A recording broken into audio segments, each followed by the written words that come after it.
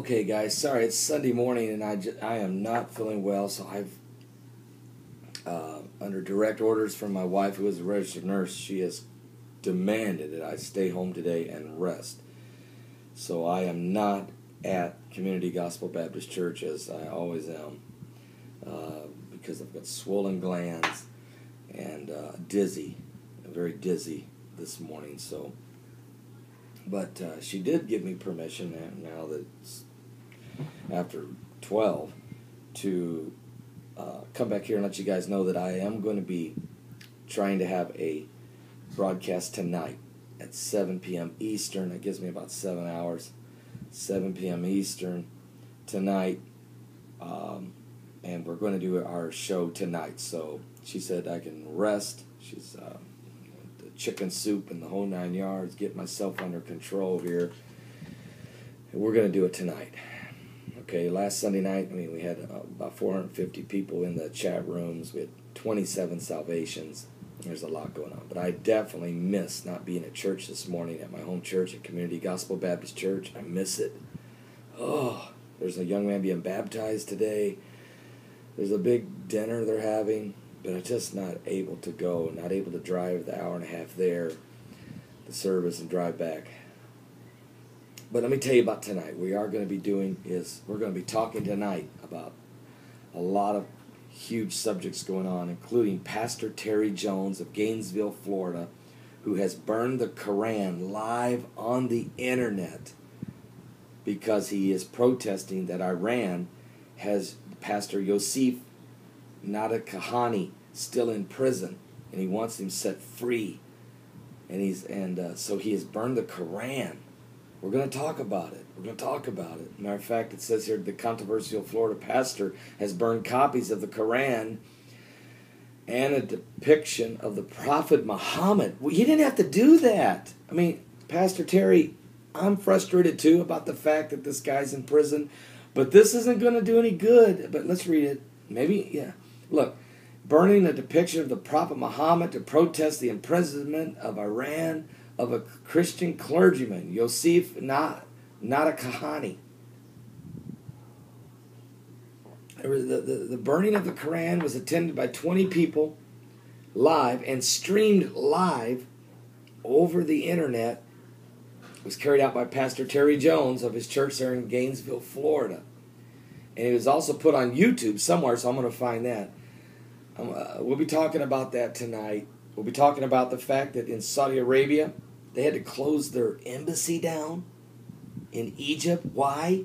Because there was an Egyptian named Ahmed El Ghazawi who was actually in Saudi Arabia trying to smuggle anti-anxiety drugs, which is against the rules of the kingdom there. And then he made some remarks, they said, which were offensive toward the kingdom. So they put him in prison. They put him in jail. And in Cairo, Egypt, they just went crazy outside the Saudi Arabian embassy in Egypt. And Saudi Arabia had to close its own embassy in Egypt. So now there's this conflict starting to grow between the Muslim community. Not just the Muslim kingdom rising against the Jews or against the Christians, calling, the radical Islamic Muslims who call the Christians infidels and the Jews infidels. Now there's division among the Islamic community. There always has been with Shiites and Sunnis, and then there's clashes going on also in Jerusalem as Jewish settlers were taking over a few apartments that were supposed to have been for the Palestinian settlers. That's caused a big protest and clashing, about 150 people. We'll talk about that tonight.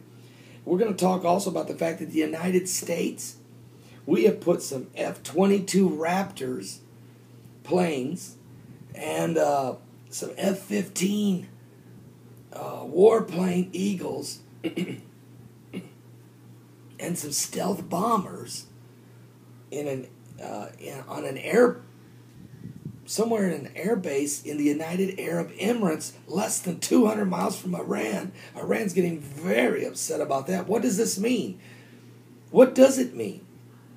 Is an attack on Iran imminent? Is Israel going to strike Iran? Is America going to strike Iran? Or is this part of NATO? You do know that the NATO summit is going to be held in Chicago in May, I believe the 20th and the 21st.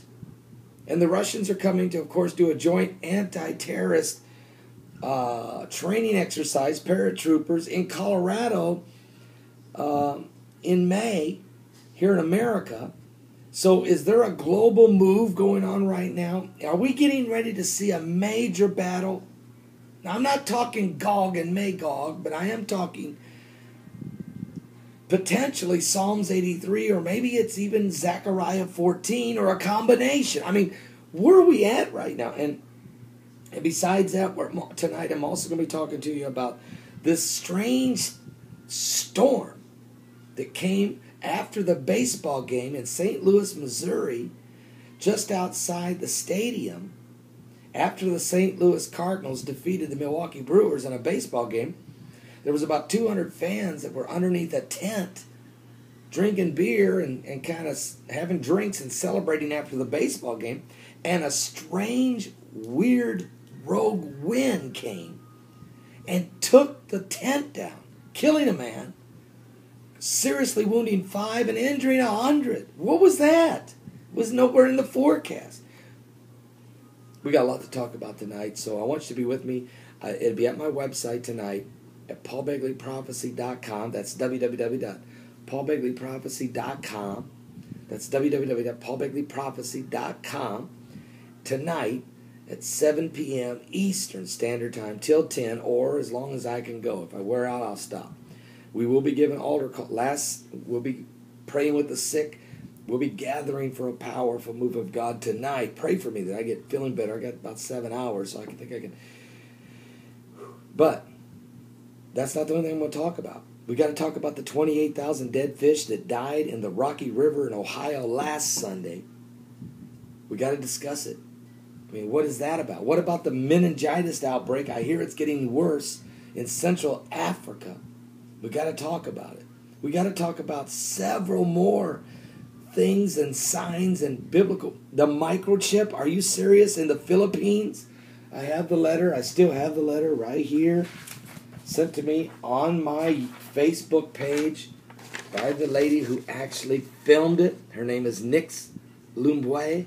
This is her letter to me, thanking me for taking the video that she did and actually putting it up on my YouTube videos and bringing it really to light to the world. This video is getting a lot of exposure.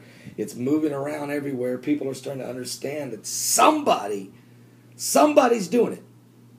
I don't think it's the Philippine government. It happened in the Philippines, but I'll be brutally honest with you. I think it's the United States government that is actually testing the microchip.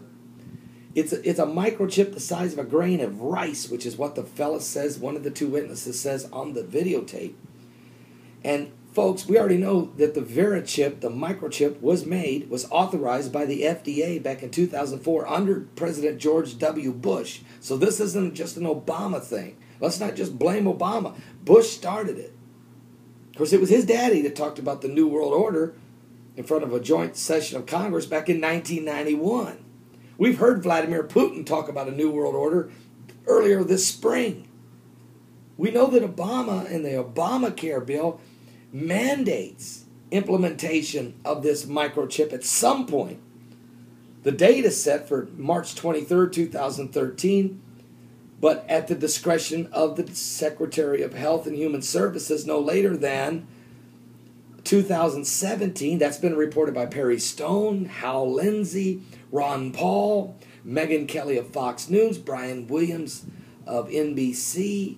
I've been talking about it. You can't run away from it. Now we've got about 100 people or so that have received a microchip that's a GPS. It can have your bank account records, your social security numbers, your driver's license, all your information. What's going on? We're going to talk about that tonight. There's so much to talk about. But the main thing we're going to do tonight is talk to people about being saved. Because if you're not saved, you're going to miss it.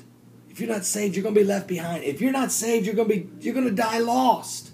There's a point where you have to realize if you die in your sins, you can't go to heaven. So be with me tonight at my website, paulbegleyprophecy.com, also Blog TV, also livestream.com.